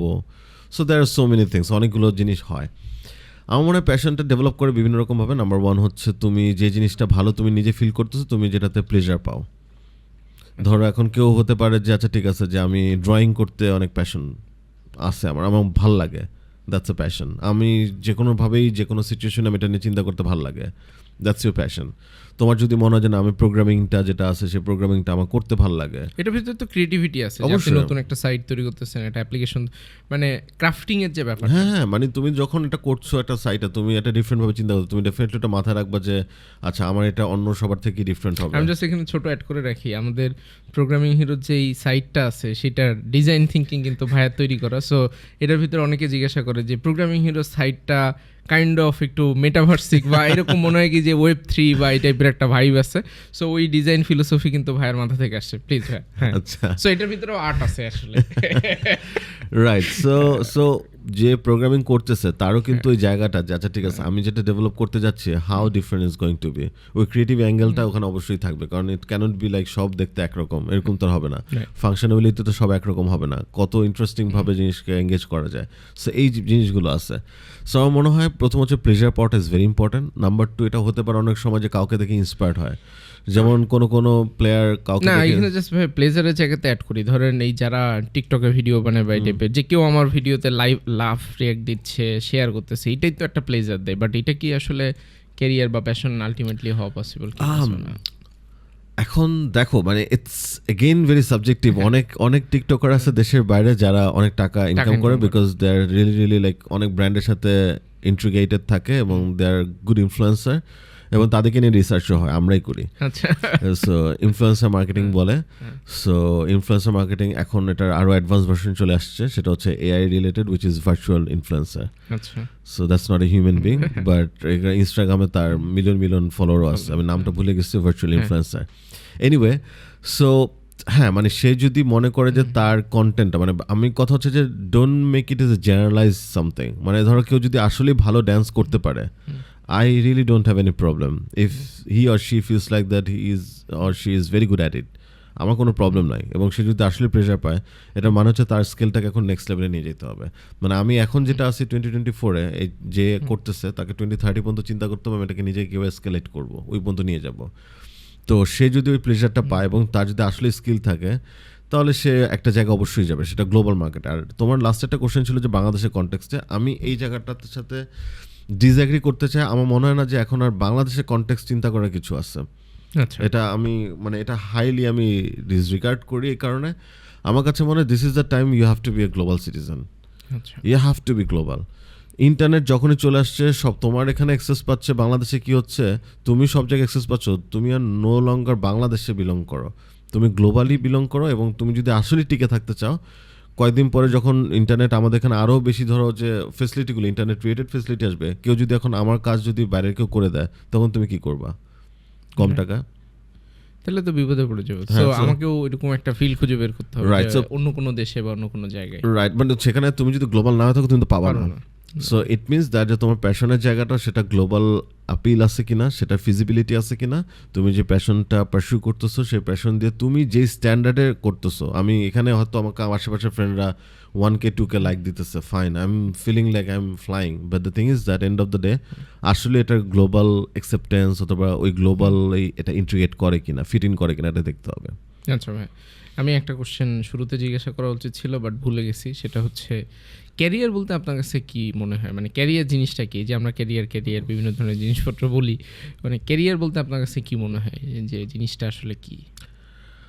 ওকে, ক্যারিয়ার ইজ সামথিং আমার কাছে মনে হয় ইট শুড বি, মানে একদম আইডিয়াল সিনারিওতে, এটা খুব ফিলোসফিক্যাল মনে হতে পারে, আমার কথাবার্তা শুনে একটু ভাবের কথা মনে হতে পারে, বাট ক্যারিয়ার ইজ সামথিং যে জিনিসটা হচ্ছে তোমার প্যাশনের সাথে ইন্টিগ্রেটেড হয়ে তুমি পার্সু করবা, যেটা তোমাকে তোমার ফাইন্যান্সিয়াল, তোমার সেলফ আইডেন্টিটি সেটাকে তোমার এক্সপ্রেস করবে, এবং তুমি and of the day over the period of time তুমি যেটাতে টাইম ইনভেস্ট করবা, তুমি নিজেকে ডেভেলপ করবা, করে তুমি একটা ডেস্টিনেশনে যাবা এবং চেষ্টা করবা যে তুমি যতটুকু ম্যাক্সিমাম ওই জিনিসটাকে আনলিশ করতে পারো। That's career.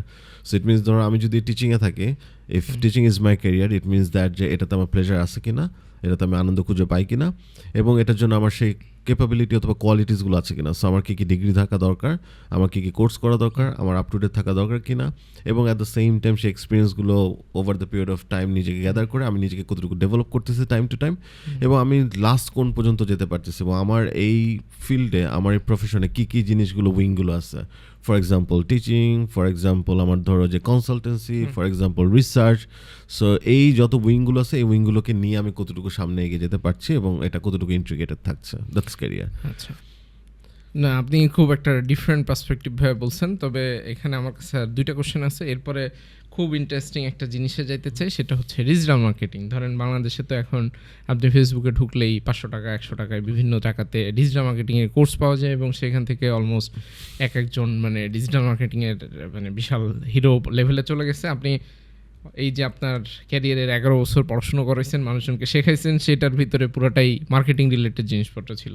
সো ডিজিটাল মার্কেটিংয়ে ভাবে অবশ্যই যাব, তার আগে আমার জাস্ট ছোট দুইটা জিনিস আছে। আপনি ক্যারিয়ারের কথা বললেন, তো ক্যারিয়ারের সাথে যখন কারোর সাথে ওই যে আমরা উপদেশ নিতে যাই কোনো বড় ভাইয়ের কাছে বা কারোর কাছে, তখন সে অনেক সময় সে যদি একটু সাকসেসফুল বা একটা রিজনেবল জায়গাতে যায়, সে বলে যে ডিসিপ্লিন হইতে হবে। আমি অনেক সময় বলি ডিসিপ্লিন হইতে হবে, টাইম ম্যানেজমেন্ট করতে হবে, এই টাইপের বিভিন্ন জিনিসপত্র।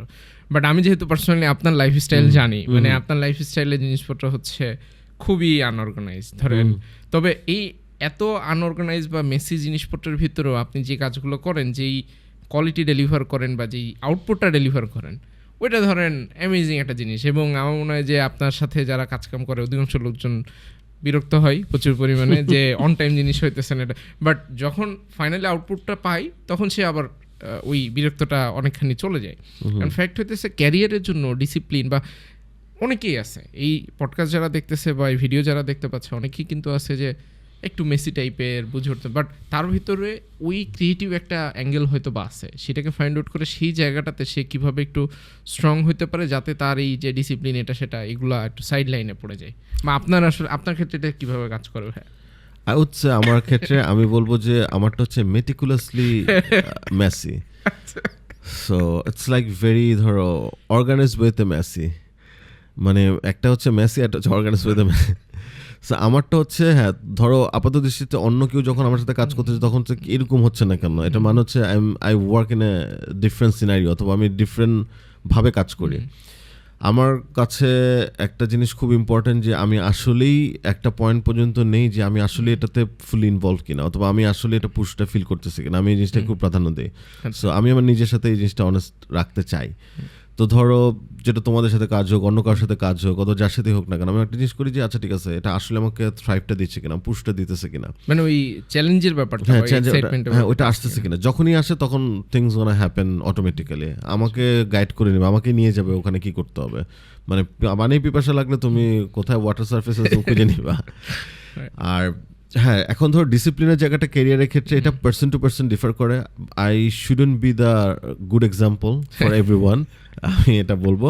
আমার মনে হয় যে অবশ্যই ক্যারিয়ার প্ল্যানিংয়ের ক্ষেত্রে ডিসিপ্লিন হওয়াটা খুব জরুরি নেছে। আমি যে ডিসিপ্লিন হই না ব্যাপারটা তা না। এখন ধরো অন্য কেউ হইলে বলবে যে আটকে উঠবে যে কী করতেছে। এখন ধরো আমি আমার স্কলারশিপের জন্য যখন অ্যাপ্লাই করি, আমি একদম লাস্ট মোমেন্টেই করছি, লাস্ট ডেতে। এটা অনেকের জন্য এটা হিকআপ, অনেকের জন্য এটা কেন ভাই, আপনি তো আরও 5টা দিন আগে করে একটু রিল্যাক্স করতে পারতেন। বাট আমি যখন করতেছি, এটা মানে হচ্ছে আই হ্যাভ দিস কনফিডেন্স যে আমি জানি যে আমি এটা কীভাবে ম্যানেজ করবো।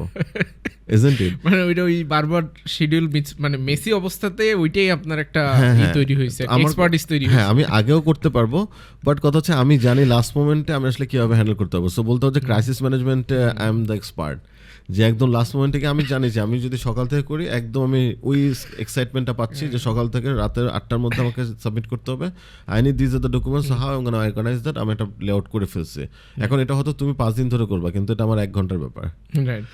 না ইনফ্যাক্ট ওই আপনার সাথে যখন শুটিং বা এই টাইপের জিনিসপত্র থাকতো তখন যেটা হতো যে টানা 3-4 দিনের জন্য সবাই প্রিপারেশন নিয়ে রাখতো যে আর ঘুম হবে না, কারণ শুটিং শুরু হইতো এমন একটা সময়, শেষ হইতো ভোরের আজানের সময় 5টা-6টার দিকে, তারপরে আবার পরের দিনের সো ওইটার ভিতর দিয়ে দেখা গেছে একটা খুব ভালো রেজাল্ট বা আউটপুট আলটিমেটলি চলে আসছে বা এই টাইপের একটা ব্যাপার। আপনার লাইফের শুরুর দিকটাতে, বিশেষ করে আপনার হাই স্কুল লাইফ বা এই যে কলেজ লাইফের দিকে, আপনি এখন অনেক যেরকম একটু ঠান্ডা বা এই টাইপের ছিলেন না, আমি মানে পুরো ডিটেলসে না যে এত ঠান্ডা ছিলেন না, অ্যান্ড আপনি ঢাকা ইউনিভার্সিটিতে চান্স পান, সেখানে আপনি ভর্তি হন নাই কারণ ওই সময় আপনার ওভারঅল সিচুয়েশন যেটা ছিল যে আপনি হয়তো পলিটিক্সের দিকে ঢুকে যাবেন এবং ঢুকে গেলে life would be very critical.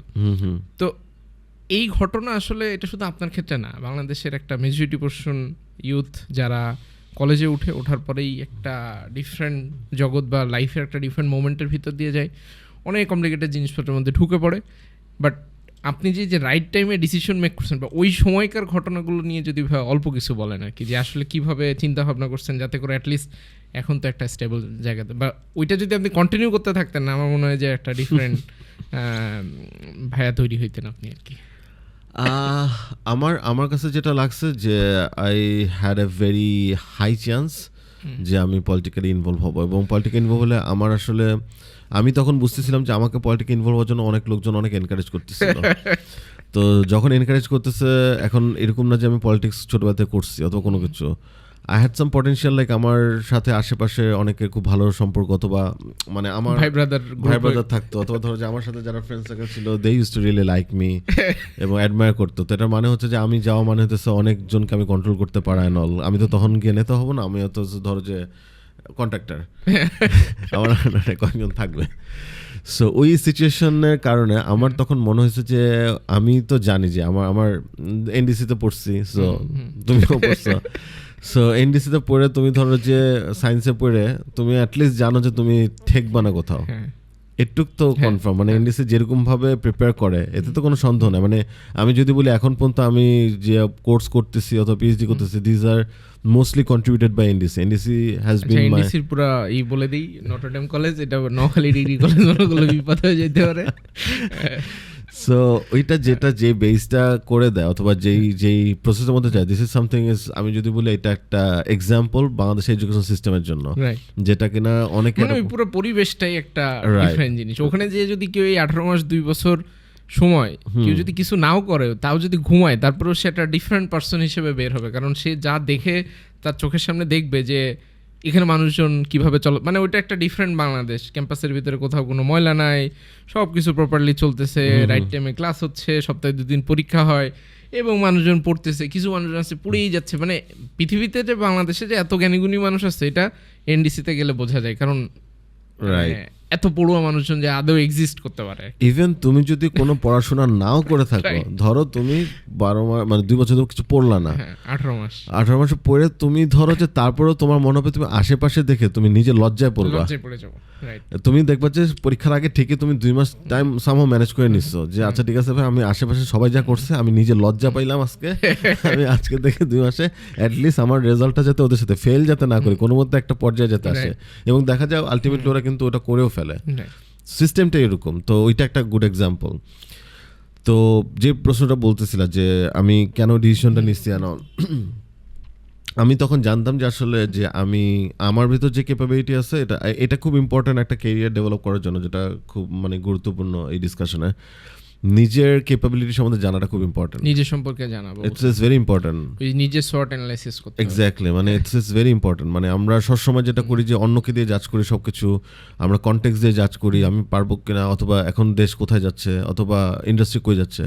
Industry কোথায় যাওয়ার আগে হচ্ছে আমি কই আছি, আমি কোন পর্যায়ে আছি, অথবা আমার ক্যাপাবিলিটি কতটুকু আছে, আমার স্কিল সেট কতটুকু আছে, আমি কতটুকু ডেভেলপ করতে পারবো কি পারবো না।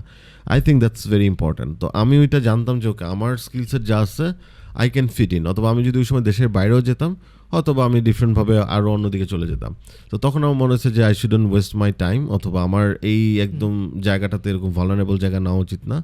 সো ইনফ্যাক্ট আমার কাজিন ছিল, সেও আমাকে এটা ডিসকাস করছে এরকম একজন লোক থাকাও জরুরি তোমার জীবনে, যে কেউ একজন তোমাকে পজিটিভ এবং ভালো ডিসিশনটা তোমাকে দিবে অথবা সাজেস্ট করবে এরকম ক্রিটিক্যাল সময়। তো সেও আমাকে এনকারেজ করছে and that really worked out.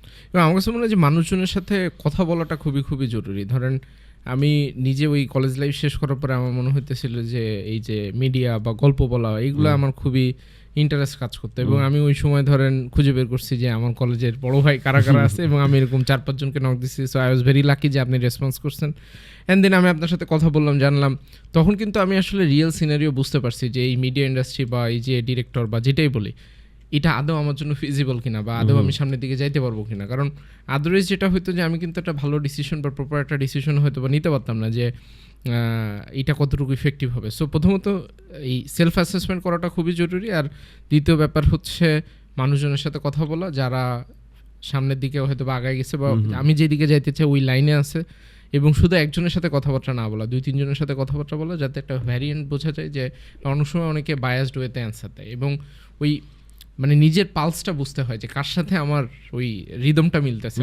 তখন ওই রিদমটা মিলে তখন ওই অনুযায়ী তার সাথে কথা বলে তার ওই ডিসিশন নিলে দেখা যায় যে এই যে মেন্টরশিপের কথা যেটা বলি বা বড় ভাইয়ের কাছে সাজেশন গাইডলাইনের যে ব্যাপার, এমন একটা বড় ভাইয়ের কাছ থেকে আমি সাজেশন গাইডলাইন নিলাম, সেই বড় ভাইয়ের সাথে আমার হয়তো বা চিন্তা ভাবনায় মিলে না, সে দেখা যাচ্ছে যে একটা ডিফারেন্ট টাইপের একটা পার্সন। সো তখন কিন্তু ওইটা আমি নিজে ওইটাকে অ্যাডাপ্টেবিলিটির যে ব্যাপারটা ওইটাও হবে না, এবং এন্ড অফ দ্য ডে একটা খুবই মেসি সিচুয়েশন হবে। যাই হোক ভাইয়া, আমরা ডিসকাশন অলমোস্ট শেষের দিকে। শেষে ঘটনা হচ্ছে যে ডিজিটাল মার্কেটিং জিনিসটা কী, প্রথমত ডিজিটাল মার্কেটিং জিনিসটা কী, এবং এটা যদি কেউ শিখতে চায় কীভাবে শিখবে, এবং এটার ক্যারিয়ার কী। আপনি ডিজিটাল মার্কেটিংয়ের একটা পার্ট নিয়ে এখন অলমোস্ট পিএইচডি করা শুরু করছেন। সো এটা নারী নক্ষত্র সব কিছু। সো ওভার টু ইউ ভাই, এই ডিজিটাল মার্কেটিং দিয়েই আমরা শেষ করবো ভাই, বলেন। ডিজিটাল মার্কেটিং এর মানে আমি সহজ ভাষায় যদি বাংলায় বুঝায় বলতে চাই, সেটা হচ্ছে যে তুমি, আমি জাস্ট ছোট করে অ্যাড করে রাখি, বাংলাদেশের অনেক বিখ্যাত অ্যাডভার্টাইজমেন্টের কপি আপনার লেখা, এবং আপনি অনেকগুলা এই যে টিভিসি ওভিসি যেগুলো বলে বা এগুলো আপনি তৈরি করছেন। So you are the right person to answer ভাই। এবং এগুলো এমন না যে আপনি 1990-তে তৈরি করছেন, এগুলো রিসেন্ট টাইমের জিনিসপত্রই ছিল। সো আপনি জাস্ট বলেন যে আসলে মার্কেটিং এবং ডিজিটাল মার্কেটিং দুইটা আসলে ঘটনাটা। আচ্ছা, সো মার্কেটিং এ যখন বলতেছি সেটা হচ্ছে তুমি ভ্যালু ক্রিয়েট করবা কাস্টমারের জন্য, ভ্যালু অফার করবা, তুমি কাস্টমার ক্রিয়েট করবা, তাদেরকে নাশ্তা করবা, এবং তুমি একটা রিলেশনশিপ বিল্ড আপ করবা। এটা হচ্ছে সহজ ভাষায় আমি যদি বলি মার্কেটিং। আর ডিজিটাল মার্কেটিং, এটার সাথে এখন তোমার খালি ডিজিটাল জিনিসটা অ্যাড হচ্ছে, সেম জিনিস। ফেসবুক বুস্টিং ডিজিটাল মার্কেটিং না, ফেসবুক বুস্টিং ডিজিটাল মার্কেটিং এর মানে 1 কোটি সেলের মধ্যে একটা। আচ্ছা, ঠিক আছে, শুধু ফেসবুক বুস্টিং না, তুমি ফেসবুক বুস্টিং এ মাস্টার হইতে পারো, কিন্তু that could be part of digital marketing, but that's not digital marketing.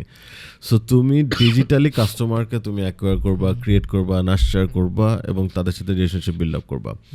গল্পটা এখন যেটা চেঞ্জ হয়ে গেছে ওভারঅল ওয়ার্ল্ড ওয়াইড, সেটা হচ্ছে তোমার কাস্টমারের হ্যাং আউট কোথায় করে, ইন পার্সন করে না, কাস্টমার এখন ডিজিটালি হ্যাং আউট করে। কাস্টমার ডিজিটালি অনেক বেশি তার প্রেজেন্স থাকে, মোস্ট অফ দ্য টাইমে তার অফিস ওয়ার্ক অথবা তার কাজের বাইরেও সে মোস্টলি ডিজিটালি থাকে। যেহেতু তুমি থাকে, তোমার কাস্টমারকে তুমি যদি চেস করতে চাও, তুমি ডিজিটালে থাকবা, এটা ফার্স্ট থিং। তো এখন তুমি যখন ডিজিটাল মার্কেটিংয়ের কথা বলতেছো, তোমার এই কাস্টমাররা যেহেতু ডিজিটালি আছে, তাদেরকে তুমি কীভাবে চেস করবা, এবং তাদেরকে তুমি কীভাবে এখন লং টার্ম রিলেশনশিপ মেনটেন করবা। এখন এটা স্প্যান অনেক, মানে শুধুমাত্র ফেসবুক বুস্টিং না, তোমার ডিজিটাল কাস্টমারের পার্সোনা বোঝা, তোমার ওদের সাইকোলজিক্যাল প্রোফাইল বোঝা, তোমার সেগমেন্টেশন করা, সেগমেন্ট অনুযায়ী ও কি করে না করে, ও ট্রেন্ড অ্যানালাইসিস করা, ডেটা অ্যানালাইসিস করা, ডেমোগ্রাফি থেকে শুরু করে, এবং সাইকোগ্রাফিক, মানে ডেমোগ্রাফিক তো ধরো ইটস ভেরি বেসিক, এটা ধরো একদম 1-2, বাট কথা হচ্ছে সাইকোগ্রাফিকটা, যে ও আসলে কোন ধরনের জিনিসে কোন জিনিসগুলোতে লাইক দিয়ে বসে আছে, কোন জিনিসে সে ইন্টারাকশন করে, কোন জায়গাতে কনভারসেশন হয়, সেই জিনিসগুলোকে ট্র্যাক করা। অ্যাট দ্য সেম টাইম তাকে তুমি যে কন্টেন্ট কনজিউম করতো, কন্টেন্টে তোমার প্যাটার্ন বোঝা, তোমার কন্টেন্টকে সে অনুযায়ী ফিট ইন করা।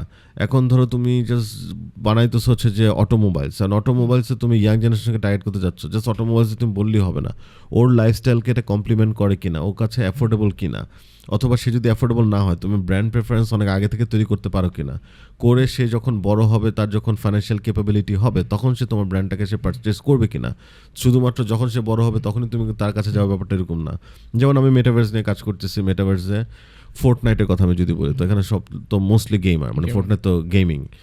এইখানে তোমার গুচি এখন কেন আছে, আচ্ছা, অথবা নাইকি কেন আছে, এডিডাস কেন আছে? বিকজ তোমার এগুলো তো খুব এক্সপেন্সিভ। গুচি ধরো যে আমার এখন কিনতে গেলে ঘাম ছুটে যাবে, রাইট? বাট ওই জন্যই করে যে ওখানে ও বিভিন্ন ধরনের জিনিসপত্র ট্রায়াল দেয় ওর অ্যাভাটারে, দেওয়ার পরে ওখান থেকে একটা প্রেফারেন্স তৈরি করে। এই যে আজকে প্রেফারেন্স তৈরি করতেছে জেনজিকে অথবা আলফাকে, ওরা পরবর্তীতে যেটা যখন যাবে ওদের মধ্যে ব্র্যান্ড প্রেফারেন্সটা টপ অফ দ্য মাইন্ডে থাকবে, এবং সে যখন বারবার দেখে সেটাতে ইউজড হয়ে যাবে, এবং সেটাকে সে ওন করবে, তার আইডেন্টিটি সেটাতে এক্সপ্রেস করবে, তারপরে গিয়ে সেই জিনিসটা পারচেস করবে। সো এটা এত অল্প সময়ে বলা যাবে না যে ডিজিটাল মার্কেটিং কি, this a huge subject, huge thing, এবং এখানটার সাথে তোমার একদম সাপ্লাই চেনও কানেক্টেড। যে তুমি ধরো যে তথ্যে প্রক্রিয়া করতেছো, আমার অ্যাভেলেবিলিটি দেখাচ্ছে কিনা, সাইজ কি হচ্ছে, কালার কিরকম দেখাচ্ছে, আমার এখানে রিভিউজগুলো তুমি কি করতেছো। ইভেন আমাদের এখান থেকে কোশ্চেন আসেই না, আমি জাস্ট তোমার 3 দিন আগে বাংলাদেশে আমি জাস্ট ভাবছিলাম যে আমার একটা স্যুট কিনবো এখান থেকে, যেহেতু কয়েকদিন পর চলে যাবো, তো এখান থেকে যদি ভালো একটা স্যুট পাই তাহলে কম দামে কিনবো। আমার দুঃখের ব্যাপার হচ্ছে আমি কোনো সাইট পাই নাই যেখানে আমি অথেন্টিক ইনফরমেশন, অথবা 2024 কিন্তু আমরা বলতেছি ডিজিটাল বাংলাদেশ, আমি অথেন্টিক কোনো সাইট পাই না, অথবা ওরকম কোনো ভেরিয়েশন পাই নাই, অথবা কে কীরকম হচ্ছে এই জিনিসগুলো আমি প্রপার যে আছে না 10টা-12টা যে পাবো, এটা পাই নাই। তো আমার এত অবাক লাগছে যে এই সময় এসেও এখন আমাদের এই অবস্থা যে আমরা মানে ক্লোদিং লাইনেও এখন পর্যন্ত ওই ইনফরমেশনগুলো দিতে পারি না। ই কমার্স আমাদের এখন পর্যন্ত ডেভেলপ করে নাই। এখনও আমরা ওই জায়গাতে আসি যে প্রোডাক্ট যদি আমরা পাই তাহলে খুশি, যদি আমরা তখন আমরা হচ্ছে কমপ্লেন করি প্রোডাক্ট যদি আমরা না পাই, এটা নিয়ে প্রোডাক্ট কেন পাবো না, প্রোডাক্ট অবশ্যই আসবে, প্রোডাক্ট রিচ করবে। এখন এটার মধ্যে আমরা আমি ফোন অর্ডার করছি, যদি সাবান পাই তাহলে আমি কাঁদবো। সো আমাদের একদম A to Z যদি বলি, it's a huge scope, huge একটা এরিয়া। ফেসবুকে সবাই এখন শিখছে যে ফেসবুকে একটু বুস্টিং করলে রিচ করা যায়, কারণ ফেসবুকে দেখা যায় কত টাকা দিলে কত লোককে তুমি রিচ করতে পারবা, এই একটা জিনিস দেখছে। But this is not the story. এটা এফেক্টিভলি তুমি কিভাবে কমিউনিকেট করতেছো, কিভাবে তুমি ক্রিয়েটিভ মানে ব্র্যান্ড মার্কেটিং করতেছো ডিজিটালি, দ্যাটস হিউজ টপিক, এবং আমাদের এখানে এটা পড়ানো হয় না। এবং আনফর্চুনেটলি যারা কর্পোরেটে আছে তারা মনে করে করতে করতে হয়ে গেছে অনেক কিছু, বাট কথা হচ্ছে হ্যাঁ ডেটা অনেক কিছু বলে, but at the same time ডেটার সাথে দরকার হচ্ছে ক্রিয়েটিভিটি, কারণ তোমাকে ক্রিয়েট করতে হবে। সব ডেটা ড্রিভেন হইলেও তুমি কখনো ক্রিয়েট করতে পারবে না, ডেটার উপর বেস করে তোমাকে ক্রিয়েটিভিটি লাগবে, যেটা থ্রুতে তুমি ফিউচার মার্কেট ক্রিয়েট করবে। That's very important, right? So মানে তার মানে ডিজিটাল মার্কেটিং আসলে শুধুমাত্র ফেসবুক বুস্টিংয়ের উপর ডিপেন্ডেন্ট না, এটা জাস্ট মানে একটা ছোট্ট পার্ট। রেদার আসলে মার্কেটিংটাই মূল জিনিস। তো আপনি একটা খুব ভালো এক্সাম্পল দিয়েছেন যে হ্যাং আউট তো এখন ফেসবুক বা ডিজিটাল ওয়েতে করতেছে। সো আলটিমেটলি মার্কেটিং চেঞ্জ হয় না, মার্কেটিং সে আগে যায়, কারণ আমরা মানুষ, তো আমরা সেই আগের মানুষই আছি, এমন না যে। তবে আমাদের চিন্তাভাবনা কিছুটা চেঞ্জ আসছে, আমরা এখন হয়তো অনেকখানি স্মার্ট হওয়া শুরু হয়েছে, কারণ অপশনসগুলো অনেক বেশি অ্যাভেলেবেল। কারণ আমি যখন ফেসবুকের ভিতরে বসে আছি, সেম প্রোডাক্টেরই হয়তো বা আমি 10টা-15টা কোম্পানি আমাকে অ্যাডভার্টাইজমেন্ট দেখাচ্ছে, বাট আমি যখন লোকালি একটা শপের কথা চিন্তা করি বা অফলাইনে, তো অফলাইনে তো আমি সবগুলো দোকানে আসলে যাওয়া তো পসিবল না, সো আমি সবগুলো ভিজিবিলিটি পাই না। সো ওই জায়গাটাতে আসলে মার্কেটিং, এটা আসলে সাইকোলজির একটা পার্ট, এবং মার্কেটিং ইজ এ সায়েন্স আমার কাছে মনে হয়। অবশ্যই, মানে এখানে আর্টস কমার্সের কোনো খেলা নাই, আর্টস আর কমার্স মানে মার্কেটিং ম্যানেজমেন্টের একটা ডেফিনেশন আছে, ডেফিনেশনের দুইটা পার্ট যদি বলি, একটা বলা হচ্ছে আর্ট, একটা হচ্ছে সায়েন্স। সো আর্ট হচ্ছে সিম্পলি ক্রিয়েটিভিটি, সায়েন্স হচ্ছে মেথড। সো তোমাকে ওইটা ফলো করতে হবে, তোমার মেথডের সাথে তোমার ক্রিয়েটিভিটি থাকতে হবে, যখন এটা ব্লেন্ড করবে তখনই তোমার এই ম্যানেজমেন্টটা হয়। রাইট ভাই, আজকে ভাই অনেক লম্বা ডিসকাশন করলাম। সো তো যাই হোক, আপনাকে অসংখ্য ধন্যবাদ। আপনি সুদূর অস্ট্রেলিয়া থেকে আসছেন, এবং এই শর্ট নোটিসের ভিতরে আমরা ফাইনালি বসতে পারছি, কারণ আমার গতকাল পর্যন্ত একটা দৃঢ় বিশ্বাস ছিল। আমি ইনফ্যাক্ট আমার বউরে সন্ধ্যার সময় বলতেছিলাম যে ভাইয়া তো দেশে আসছে, কিন্তু মনে হচ্ছে কালকে সকালে আসবে কি আসবে না, এটা তো উনি যদি চলে যায় উনি আবার পরে কবে আসবে একটা ডিফিকাল্ট সিচুয়েশন হবে। তবে আমি এখনও ধরে নিতে পারতেছি না যে ভাইয়া আসবে, উনি জানাইতে চাইছে, যদি জানাই তাহলে আমি বুঝবো যে আসবে এবং কালকে সকালে উঠে আইদার আমাকে ফোন দিতে হবে। তো আমি দেখলাম যে আপনি 8টার সময় এই করছেন, রিপ্লাই করছেন, তো তাতে আমি বুঝছি যে আপনি জেগে আছেন। ঠিক আছে, তো যাই হোক ভাই অসংখ্য ধন্যবাদ। ইনশাআল্লাহ এটাই জাস্ট হচ্ছে তোমার ধরো মানে আমার পার্সোনাল ব্র্যান্ডিং, এটাই হচ্ছে একটা পার্ট যেটা হচ্ছে যে তোমার এক্সাইটমেন্ট।